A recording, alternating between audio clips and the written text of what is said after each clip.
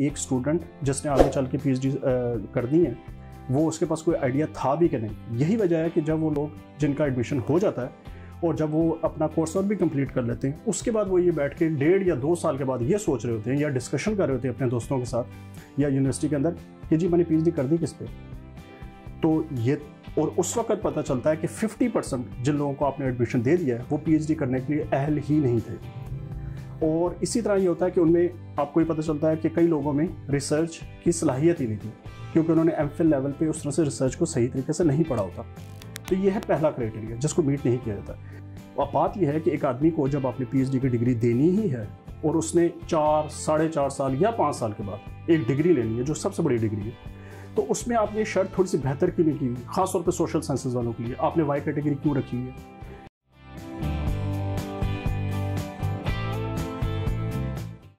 अस्सलाम वालेकुम जी वालेकुम डॉक्टर साहब, कैसे हैं आप? खैरियत से? जी मैं ठीक ठाक। तो ये ज़रा बताइएगा कि पाकिस्तान में तो एक पीएचडी बड़ी मुश्किल से होती है आजकल, तो वैसे लोग बड़ा धड़ाधड़ कर रहे हैं। तो आपने पहले आईटी में पीएचडी की और फिर आपने जर्मनी से जाके पॉलिटिक्स और मीडिया में की जी। तो आजकल एक प्राइवेट यूनिवर्सिटी में मीडिया पढ़ा भी रहे हैं जी। तो जो पाकिस्तान में जो जिस थोक के हिसाब से पीएचडी की डिग्री दी जा रही है और जो मीडिया एजुकेशन है और जो आप चूँकि बाहर भी पढ़ के आए हैं और दूसरी भी दुनिया के मुल्कों में गए हैं, तो ये बताइएगा कि पाकिस्तान में मीडिया एजुकेशन जो बाहर है उसमें क्या फ़र्क है? देखें, फ़र्क तो है इसलिए कि जिस वक्त आप अगर रिसर्च की बात करें, हायर एजुकेशन की बात करें, तो हायर एजुकेशन को मीट करने के लिए कुछ रिक्वायरमेंट्स ज़रूरी हैं। मिसाल के तौर पे अगर हम पीएचडी की बात करें तो पीएचडी में ये है कि जो क्राइटेरिया पूरी दुनिया में फॉलो किया जाता है वो हमारे यहाँ एडमिशन के वक्त फॉलो नहीं किया जाता। बेसिक क्राइटेरिया यानी कि फर्स्ट स्टेप ही फॉलो नहीं किया जाता। और उस मिसाल के तौर पर उसमें ये होता है कि जब आपने बाहर एडमिशन लेना है किसी यूनिवर्सिटी में तो आप अपना प्रपोजल भेजते हैं और वहाँ के जो पीएचडी कमेटी होगी, रिसर्च कमेटी होगी या प्रोफेसर है वो उसको चेक करेगा कि क्या आपके पास कोई अच्छा आइडिया मौजूद भी है कि नहीं, कि आप उस पर रिसर्च कर भी सकते हैं कि नहीं।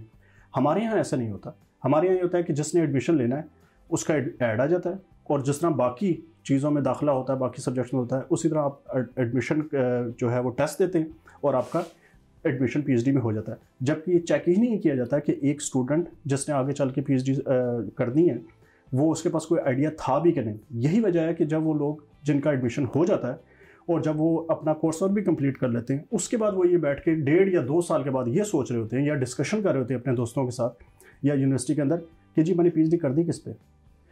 तो ये और उस वक्त पता चलता है कि 50% जिन लोगों को आपने एडमिशन दे दिया है वो पीएचडी करने के लिए अहल ही नहीं थे। और इसी तरह ये होता है कि उनमें आपको ये पता चलता है कि कई लोगों में रिसर्च की सलाहियत ही नहीं थी क्योंकि उन्होंने एमफिल लेवल पे उस तरह से रिसर्च को सही तरीके से नहीं पढ़ा होता। तो ये है पहला क्राइटेरिया जिसको मीट नहीं किया जाता।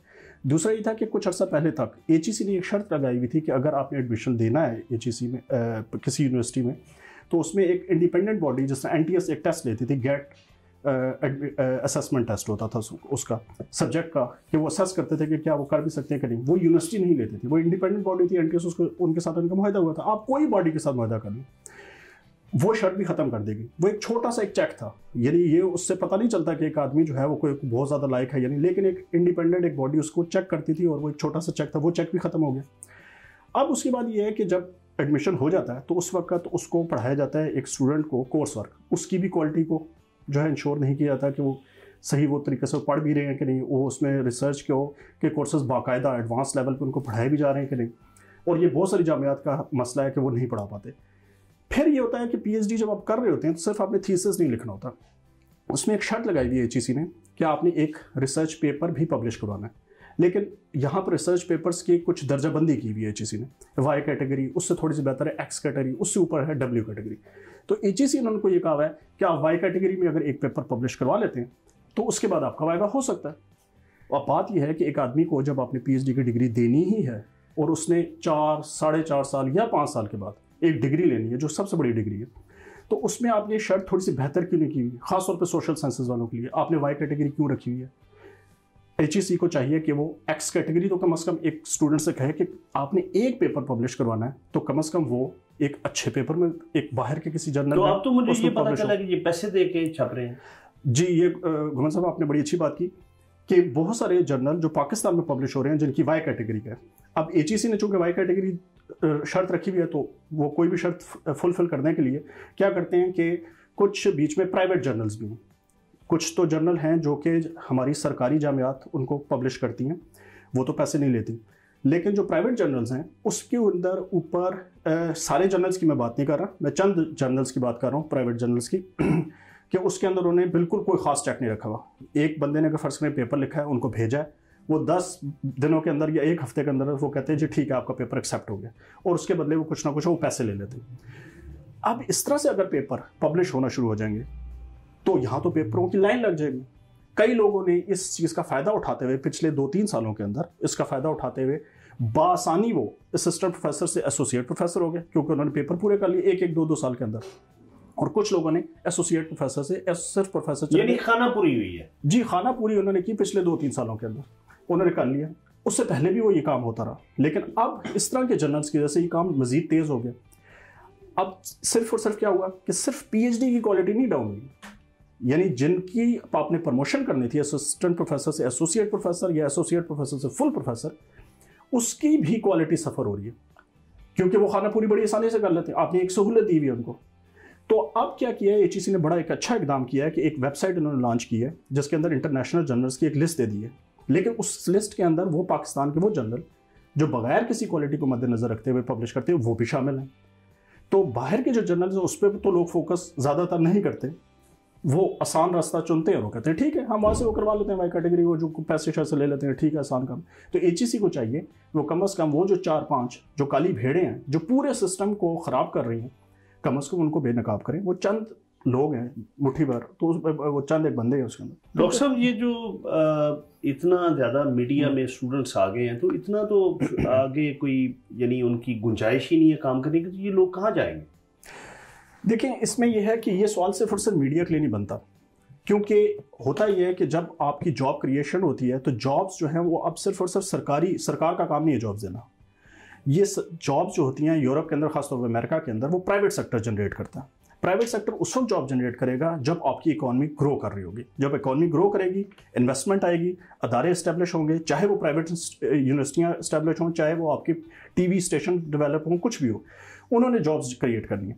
तो ये सिर्फ और सिर्फ मीडिया का मसला नहीं है, बाकी जितने सब्जेक्ट्स हैं उनके साथ भी यही चीज़ अटैच है। तो चाहे वो मतलब ये सवाल तो आप साइकोलॉजी वालों के लिए भी पूछ सकते हैं, ये सवाल आप ये भी पूछ सकते हैं कि वो लोग जो एमफिल कर रहे हैं पॉलिटिकल साइंस, पाकिस्तान में तो जो एजुकेशन है वो बगैर एप्टीट्यूड के लोग किसी भी शोबे में आ जाते हैं नंबर आने की वजह से। तो इस तरह तो यानी पूरे मुआशरे में एक अजीब हौश पौश एक कैफियत आ जाएगी, तो मुआशरा कैसे आगे बढ़ेगा?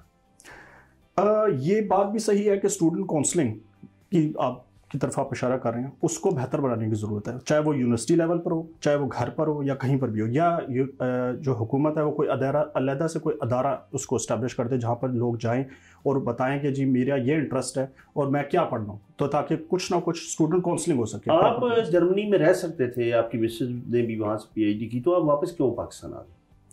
देखिए तो ये कि हम लोगों ने वापस आना ही था, इसलिए कि जो मैंने स्कॉलरशिप भी लिया 1 साल का था वो क्या कहते हैं एचईसी से, बाकी जो मैंने 3 स्कॉलरशिप विन किए वो वहीं से विन किए जर्मनी से। लेकिन मेरी बेगम के पास जो एक स्कॉलरशिप था वो उसने अपनी यूनिवर्सिटी से लिया था, पाकिस्तान यूनिवर्सिटी से। तो हम लोगों ने तो आना ही था क्योंकि हम लोगों ने बॉन्ड साइन किया। अगर बॉन्ड ना होता तो आप ना आते? नहीं, ऐसी बात नहीं है, उसके बावजूद हम लोगों का ऐसा कोई ख़ास प्लान नहीं था। लेकिन आगे फ्यूचर में कुछ ऐसा प्लान ज़रूर है कि हायर जो रिसर्च है मज़ीद अगर पोस्ट डॉक वगैरह के लिए अगर कोई अपॉर्चुनिटी मिलती है तो उसके लिए जाया जा सकता है और जाना चाहिए। दोनों माशरों में आप क्या फ़र्क महसूस करते हैं, यूरोप और पाकिस्तान में? देखें, जो अगर एक नुक्ते पे अगर फोकस किया जाए, वैसे तो बहुत सारी चीज़ों में बात हो सकती है, तो वह है अप्रोच।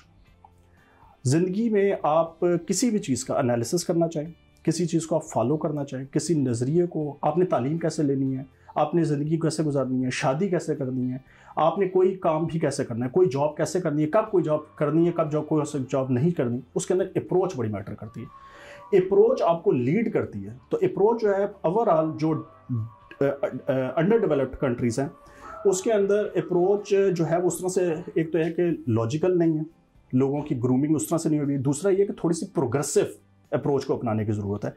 जो डेवलप्ड कंट्रीज़ हैं उनके यहाँ प्रोग्रेसिव अप्रोच भी है। और अगर हम रिसर्च की बात करें तो कुछ सोसाइटीज़ ऐसी हैं, जैसे जर्मनी हो गया, फ्रांस, उनको रिसर्च ओरिएंटेड सोसाइटी कहा जाता है। तो आप अपने तजुर्बे और मुशाहदे की बुनियाद पे कितने 100 सालों का गुमान करते हैं कि हम भी उस लेवल पे चले जाएंगे पाकिस्तानी मुआशरा जो है? नहीं, ये तो इस तरह से प्रेडिक्ट करना बड़ा मुश्किल होता है। उसकी वजह ये कि पहली बात तो ये है कि किसी भी पहले तो ये तय करने की ज़रूरत है कि क्या कोई माशरा जो है वो क्या सारी ज़िंदगी खड़ा रहेगा, या कोई एक मुल्क सारी ज़िंदगी रहेगा या नहीं रहेगा।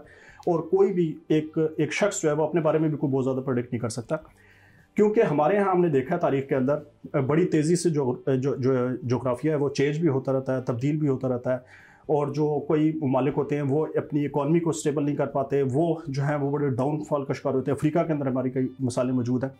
तो पहली बात तो ये है कि हम ये किसी के मुल्क के बारे में, किसी माशरे के बारे में ये नहीं कह सकते कि उसके अंदर वो कब ग्रो करेगा, लेकिन हमें इस चीज़ पे फोकस करने की ज़रूरत है कि हम ग्रो कर कैसे सकते हैं। और वो यही है कि हमें एक प्रोग्रेसिव सोच की ज़रूरत है और हमारी जो अप्रोच है उसके अंदर बेहतरी लाने की ज़रूरत है। डॉक्टर साहब, आपने सरकारी नौकरी भी की, आप रेडियो PTV में प्रोड्यूसर के तौर पर भी काम कर रहे हैं, एक प्राइवेट यूनिवर्सिटी में काम कर रहे हैं, तो दोनों में आप क्या फ़र्क, दोनों जॉब में कैसे फ़र्क है?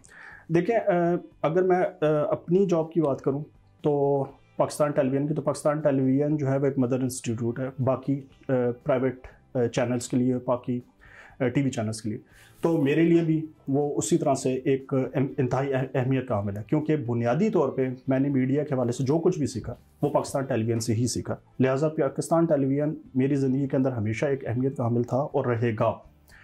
और रहेगी बात, अगर आप वैसे जनरल पूछ रहे हैं कि सरकारी जॉब या प्राइवेट जॉब में फ़र्क क्या है, वैसे अगर आप जनरल आपका अगर सवाल है, तो बात यह है कि उसमें थोड़ी सी अप्रोच का तो ज़ाहिर फ़र्क है, काम करने का फ़र्क है। क्योंकि सरकारी इदारों के अंदर, क्योंकि हमारे सरकारी इदारे क्यों बैठ गए, इसलिए कि उनके निज़ाम में बेहतरी नहीं लाई गई कि उसके अंदर वर्किंग एनवायरनमेंट को कैसे इम्प्रूव किया जा सके।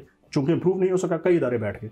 प्राइवेट सेक्टर के अंदर ये होता है, क्योंकि जो मालिक होता है उसको अपने अदारे से बड़ी मोहब्बत होती है, तो वो उस अदारे को बैठने नहीं देता, क्योंकि उसके अंदर वो काम की नोयत और वर्किंग जो एनवायरनमेंट है वो उसको काफ़ी हद तक मॉनिटर करता रहता है। तो उसमें ये होता है कि काम आपको ज़्यादा करना पड़ता है प्राइवेट सेक्टर में, लेकिन प्राइवेट सेक्टर के अंदर ज़ाहिर है ग्रो करने का भी मार्जिन मौजूद है। आपको अपॉर्चुनिटीज, चैलेंजेस का भी सामना करना पड़ता है। आप बहुत सारी नए चैलेंजेस जब सामना करते हैं तो आप चीज़ें कुछ लर्न भी कर रहे होते हैं। जहाँ तक सरकारी जॉब का ताल्लुक है, उसमें यह बहरहाल सिस्टम में इंप्रूवमेंट लाने की जरूरत है। चलिए डॉक्टर साहब, बहुत शुक्रिया, बहुत अच्छी, बहुत शुक्रिया, थैंक यू।